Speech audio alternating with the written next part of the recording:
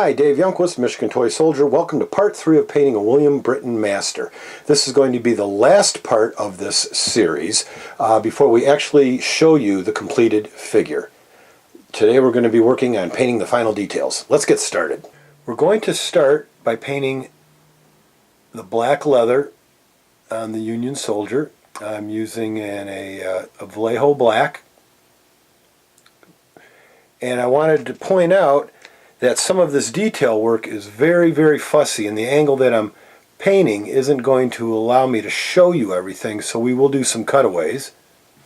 But we do start with a matte black, and then we're going to go back and cover it with a semi-gloss just to give it a little bit of sheen, and it allows the figure to pop a little bit more, which is very important when this will be a finished product in a display case. There, we're going to paint the buttons black. We'll go back over those. So let me finish detailing the black leather and we'll show you what it looks like. Now that we have the black leather painted in, or blocked in I should say, I'm going to use a mahogany brown, which is a very nice red brown, and we're going to paint the canteen strap. Lay that in right there. Trying to not block your view here. I know it's tough. So again, that is a nice, as Ken would say, a nice russet brown. I might block you for half a sec here. There we go. Okay, and then we're going to use a burnt umber on the belt plate. Get that blocked in. That burnt umber is the perfect color to paint gold, or I should say is the perfect color to as a base coat when you're applying gold. It really makes the gold have just a real nice rich tone. And we have the plate up here, which we're going to also do in the burnt umber.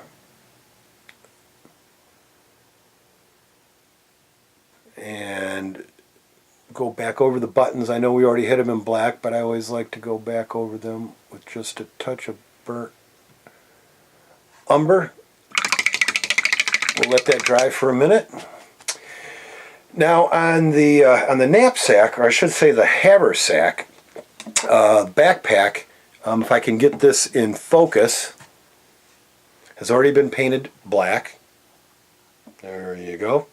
We'll detail that out. You'll see that in the final video. And we've also done the cartridge box, which is painted black.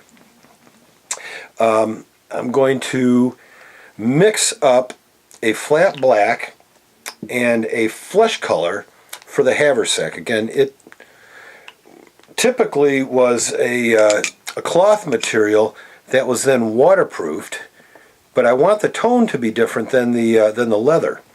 Than the black leather, so we're going to lighten it just slightly. So we want a very, very dark, very, very, very dark gray. And of course this, I'm not going to shine this. Lay that in there. We'll get that detailed out, and then we'll show you the final details. I've switched water containers and brushes. You never want to use your regular brush for painting metallics. And since I'm going to be painting metallics, I've gone to a small brush. We're going to paint the belt buckle, and then we'll paint the breastplate. We'll get that in there. Now I'll go back in and put a burnt umber wash over this, just to tone it down a bit.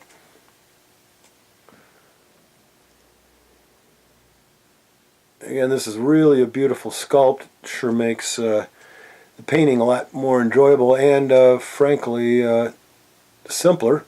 The better the sculpt. Less work. Buttons. There we go. Now, using that same brush for metallics, I have a gunmetal color, which I'm going to use. Try not to bump him there. To paint the buckle on the canteen strap. There we go. Now while those are drying, I'm going to mix up a little bit of, let me touch that up real quick there. Okay, I'm going to mix up a matte varnish and a satin varnish, and that we do want to apply over the leather areas to, again, as I mentioned before, to give it a slight sheen. I'll get that mixed up, applied, and then we'll show you what it looks like. As you can see, we have put the semi-gloss finish on all the leather, and we put the brown or the burnt umber wash into the gold. Really tones it down and actually makes the details pop a little bit more. I wanted to show you where we're at with the rifle that we're doing. We base coat it black, and then we're going in with gunmetal and outlining everything. Again, make it really pop. And we're going to end today's session by painting the details on the cuff, which is a very nice sky blue. This is the same color that will be used on the hat band. We'll have one more episode of this to show you. It will give you the completed figure. As always, I'd like to thank you for stopping by. This has been Dave Youngquist, Michigan Toy Soldier on YouTube.